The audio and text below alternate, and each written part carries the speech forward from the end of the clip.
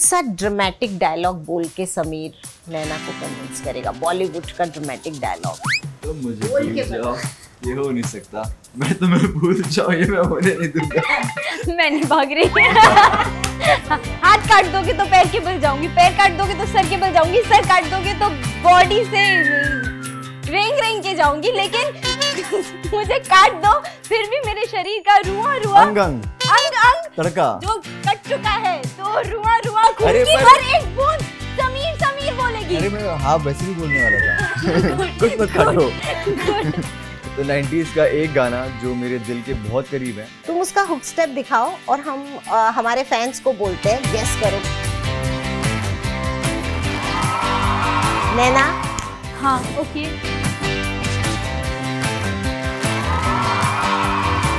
ये उन दिनों की बात है, तुम दोनों के लिए पहला शो था, तो क्या लगा तुम्हें जब तुम्हें रियलाइज हुआ कि now people know us? Promo आया तो मैं बहुत इमोशनल हो गई कि ये तो आ गया। तो मैं मम्मी के साथ बैठ के टीवी देख रही थी और फिर मैंने वो देखा, मैंने मम्मी को देखा, मम्मी मैं तो हीरोइन बन गई।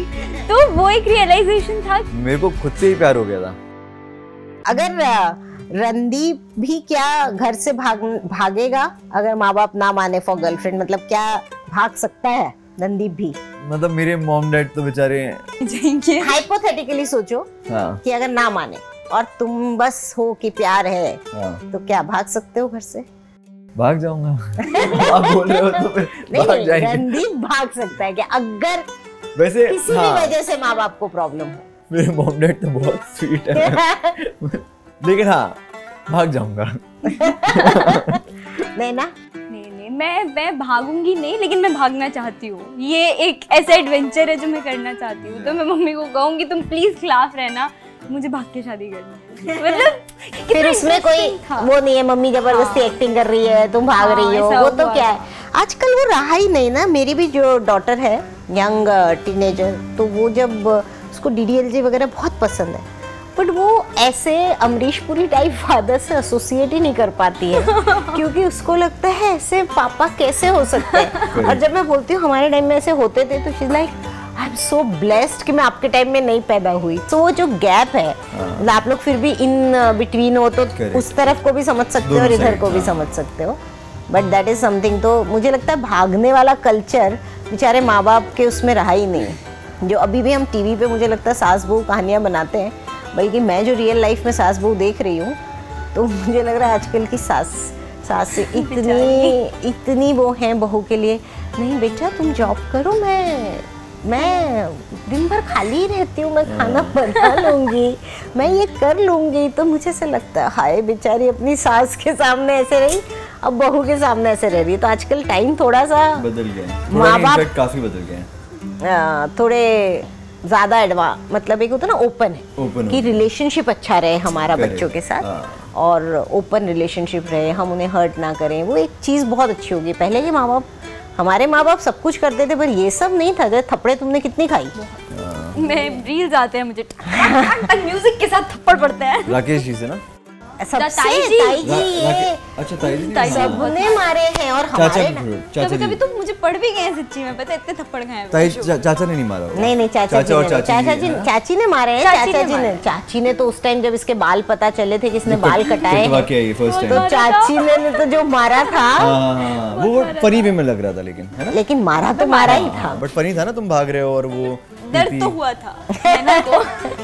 तो आज मार भी नहीं सकते। आज अगर बच्चे को मार दो, वो तो चीज ही खत्म हो चुकी है, तो वो शायद पुलिस में फोन भी करते हैं। वो गलत चीज है, वो खत्म नहीं होनी चाहिए थी। जरूरत है बच्चों को मारने की। है सीधे होते हैं बच्चे उससे। अगर आज मतलब समीर को नैना को कन्विंस करना हो भागने के लिए इन बॉलीवुड स्टाइल, कौन सा ड्रामेटिक डायलॉग बोल के समीर नैना को कन्विंस करेगा? बॉलीवुड का ड्रामेटिक डायलॉग तो मुझे बोल के बताओ। ये हो नहीं सकता, मैं तुम्हें भूल जाऊं, ये मैं होने नहीं दूंगा। मैं नहीं भाग रही। यार अन्ना, यार आज देखो ना अन्ना। आई नो, मैं समझी, बट तुमने अन्ना की स्टाइल में बोला नहीं। हाँ इसीलिए तुम भाग रही। कोशिश करो। तुम मुझे भूल जाओ, ये हो नहीं सकता, और मैं तुम्हें भूल जाऊं, ये मैं होने नहीं दूंगा। नाइस। बट जेनुअली अब वो क्या लगने लगे हैं, मतलब 90s में उनको देख के, अभी जब देखता हूँ 90s में, तो कभी सोच भी नहीं सकता था कोई इंसान कि ये कि वो ऐसी निकल पर्सनालिटी के बन जाएंगे। करेक्ट। और नैना क्या बोलेगी? चलिए नैना। डायलॉग एकदम ऐसे कि जस्ट मैं तेरे लिए मर मिट सकती हूँ वाला जो होता है ना, तुम जहाँ कहोगे वहाँ चलूंगी, यही बोल देती हूँ। नहीं नहीं, ये तो मेरे डायलॉग्स हैं। तो आप ही तो हो नैना को जुबान देने वाली। यहाँ पे आपको बोलना पड़ेगा। चलिए एक्शन। ऐसा कभी किसी हीरोइन ने बोला है अरे क्या? करना पड़ेगा अभी। मैं सोच रही हूँ ना, टाइम ही नहीं तुम्हारे दिमाग में था डायलॉग, मेरे दिमाग में। बॉलीवुड स्टाइल में। चलो इम्प्रेस मी। तुम्हें इम्प्रेस करना तो डिफिकल्ट होता है। अरे हो जाऊंगा, कुछ भी बोलो। वो बोल सकती हो तुम, हाथ काट दोगे तो पैर के बल जाऊंगी, पैर काट दोगे तो सर के बल जाऊंगी, सर काट दोगे तो भी मेरी बॉडी का रुआ रुआ समीर समीर समीर पुकारेगा। हाँ, हाथ काट दूंगी। नहीं नहीं, हाथ काट दोगे तो पैर के बल जाऊंगी, हाथ काट दोगे तो पैर के बल जाऊंगी, पैर काट दोगे तो सर के बल जाऊंगी, सर काट दोगे तो बॉडी से रेंग रेंग के जाऊंगी, लेकिन मुझे काट दो फिर भी मेरे शरीर का रुआ रुआ अंग अंग अंग अंग तड़का जो कट चुका है, तो रुआ रुआ खून अरे की पर- हर एक बूंद समीर समीर बोलेगी। अरे मैं हाँ वैसे भी बोलने वाला था।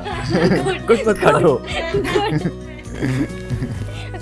मैं कन्विंस नहीं कर रही थी, माधुरी डरा रही दीक्षित थी। रो पड़ेगी ये डायलॉग देख के। मुझे माफ करे प्लीज। वो रो पड़ेंगे। कौन सी फिल्म थी ये? दिल। ओह प्लीज कोई भी इस वीडियो को डाल के उन्हें टैग मत करना। प्लीज सब लोग इस वीडियो को डाल के टैग करना, नहीं सुनो, नहीं। और अन्ना को भी। अब आज अगर तुम समीर नैना जिस एरा में थे, बेटी हो गई थी तुम्हारी, तो आज बेटी बड़ी होती, मे बी उसकी भी शादी हो गई होती, और तुम मान लो ग्रैंड पेरेंट्स होते, आजकल तो यंग ग्रैंड पेरेंट्स होते हैं, अब ये ज़माना धीरे धीरे जाने वाला है, लेकिन होते तो तुम अपनी, और तुम्हारी वो जो पूछती तुम्हारी लव स्टोरी कि कैसी थी नाना नानी आपकी लव स्टोरी, तो कैसे सुनाते? हम उन्हें ये उन दिनों की बातें दिखा देते हैं, हम वो बनाते हैं। ये वो फ्यूचर है जो हो चुका है, तो लेकिन नहीं पास्ट नहीं, ये फ्यूचर अगर हम ग्रैंड पेरेंट्स होते तो जब होंगे तो रियल में जब ये होगा, पर वो ये तो देख के तो फिर कहते, क्योंकि मेरी बेटी तो मुझे एक ही बात कहती है कि आपने जो जो किया अब आप मुझे रोक ही नहीं सकते। हाँ वही मैं बोलने वाला था, जैसे आपने बोला ना कि वो देख के पसंद करते हैं अमरीश पुरी जैसे पापा, तो हम तो जब हमारे पोते पोती हुए ना, पोते पोती हुए ना, हाँ। तो जब उनको बताएंगे तो वो तो शायद यही सोचेंगे कि हम झूठ बोल रहे हैं या मजाक कर रहे हैं। ऐसा भी होता था क्या? नहीं, आई थिंक मजाक तो नहीं समझते, पर उनको लगता है कि मतलब हाँ हर जमाने में हाँ। प्यार ही होता जैसे एक बात बताओ मैम, जो 90s की लव स्टोरी थी और 70s की, तो दोनों में फर्क था? बहुत। ओके, तो क्योंकि 70s की स्टोरीज मुझे नहीं मालूम है कि क्या लव स्टोरी उस दौरान होती थी। 70s की लव स्टोरी और 90s तक आते थे लड़कियां फिर भी थोड़ी मॉडर्न हो गई, मॉडर्न, बाल थोड़ा वो सब और सारी चीजें, कुछ चीजें समझने। 70s में थोड़ा और एक एक्सपोजर बोल लो या चीज बोल लो कम था।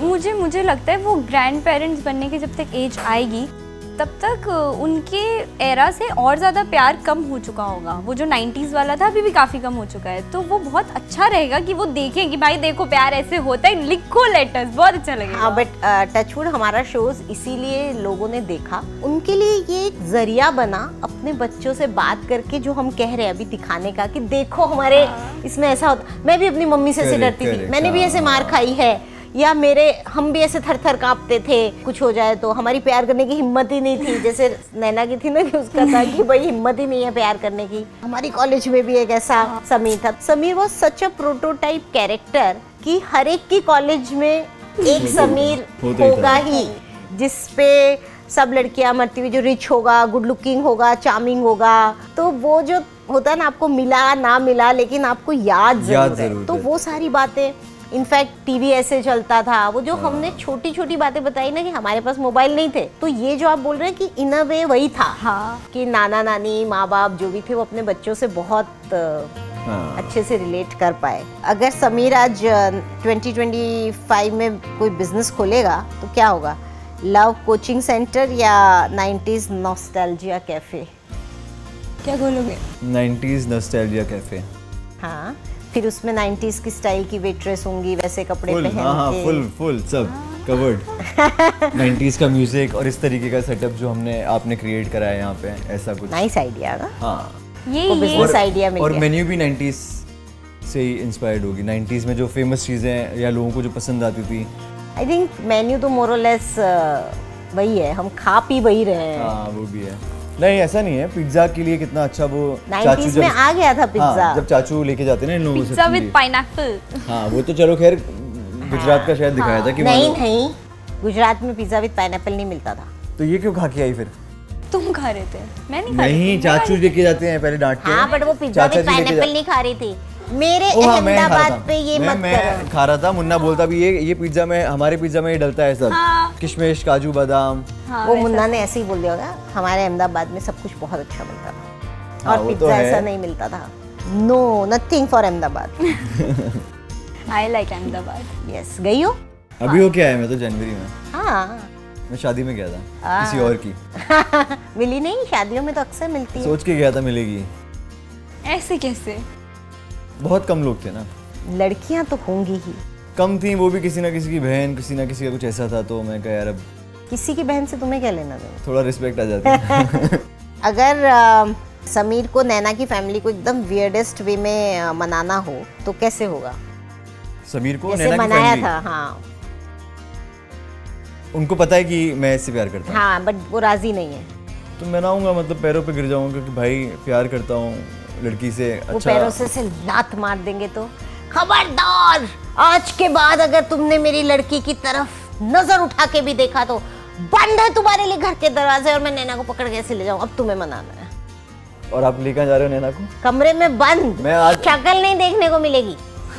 मैं जाया था ना जो सीढ़ी लगा के पीछे वाले, उससे वैसे आऊंगा नैना नैना के। से मिल लोगे मानव। देखो, और पहले तो कोशिश करूंगा मनाने की कि मान जाओ मान जाओ मान जाओ, 1 बार 2 बार 3 बार 4 बार, फिर धीरे से इसको बोलूंगा भाई देख भाग जाते हैं बैग। अमरीश पुरी नहीं मानता। हाँ वो नहीं मानते। और देखो मैंने ऐसा सुना है ऐसा कि भाग के जिसने भी शादी करी है बाद में शायद पेरेंट्स मान ही जाते हैं शायद। अगर शादी अच्छी चलती है। हाँ 1 साल 2 साल 3 साल शायद मैक्सिमम लगते होंगे, बट ऐसा सुना है मैंने जो लोगों ने कुछ हाँ क्योंकि माँ बाप का दिल बहुत सॉफ्ट होता है ना। At the end of the day अगर उनको दिख रहा है कि बेटी बच्चे की खुशी में शायद माँ बाप की खुशी होती है। किसी भी लड़की को आई गेस चाहे वो भाग के की हो या ना की हो, मुझे ऐसा लगता है दिल से अच्छा नहीं लगा होगा कि ऐसे शादी करनी हाँ, पड़ी। माँ बाप क्योंकि को दिल दुख कहीं ना पहुंचाते हैं। कहीं ऐसा कहता ही है कि काश माँ माँ बाप बाप की मानते, हाँ, उनकी ब्लेसिंग मिलती।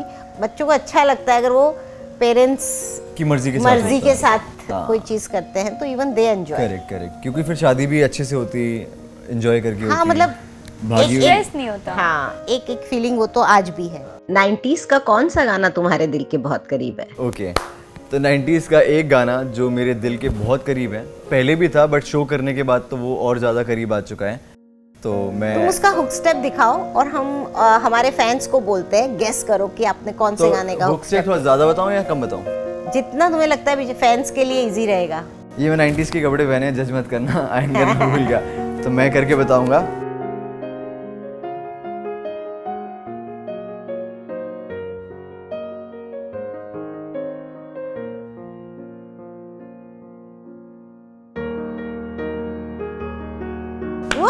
I'm sure everybody will guess it. Everybody. नैना हाँ ओके। तुम्हारे लिए चैलेंज है अब। हाँ भाई इसने बहुत ज्यादा अच्छा कर दिया। हाँ। परफॉर्मेंस प्रेशर हो रहा है अब मुझे। अरे हम आँख बंद कर रहे हैं यार, तुम करो। करो।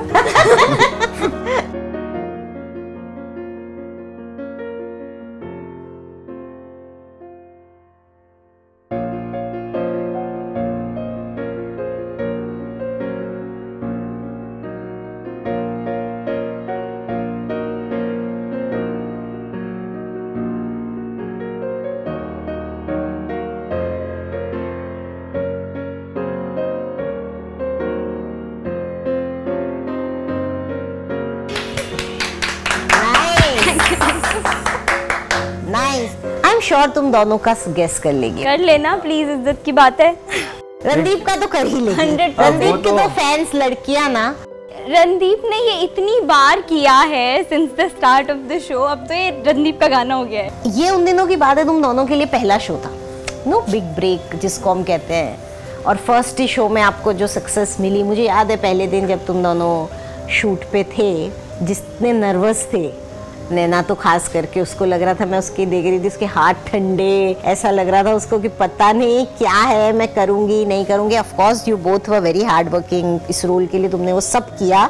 आज के जमाने के होकर जब तुम आए थे तब तुम्हारी बॉडी लैंग्वेज सब कुछ जो टुडेज था, और हमने जो तुमको बोला था कि नहीं ये नहीं चलेगा, 90s के लोग ऐसे नहीं बैठते हैं, वो हम ऐसा नहीं करते थे, तो जो सब तुमने देखा वो सब तुमने किया। तो उसके बाद जो तुम्हें सक्सेस मिली तो क्या लगा तुम्हें कि ये उन दिनों के बाद जब तुम्हें रियलाइज हुआ कि नाउ पीपल नो अस, सो पहली बार वो हिट जो होता है ना, वो क्या किस्सा था? मेरे लिए एक्चुअली वो रियलाइजेशन वाला पॉइंट ऑनेस्टली मतलब ये उन दिनों की बात है कि पहले ना मैंने काफ़ी शो साइन किए थे जो वर्कआउट नहीं हुए, कुछ ना कुछ हो जाता था, तो मुझे ना वो बिलीव ही नहीं हो रहा था कि मैं ये शो कर रही हूँ, ये कभी आएगा, पता नहीं, वो ऐसे ही नहीं हो रहा था कि वाओ मैं कुछ कर रही हूँ। फिर जब फाइनली प्रोमो आया तो मैं बहुत इमोशनल हो गई कि ये तो आ गया। फिर सोनी पे ऊपर शो आने से पहले ना वो छोटा सा ऐसा आता था शो का नाम विद द पिक्चर, तो मैं मम्मी के साथ बैठ के टीवी देख रही थी और फिर मैंने वो देखा, मेरे मम्मी को देखा, मम्मी मैं तो हीरोइन बन गई।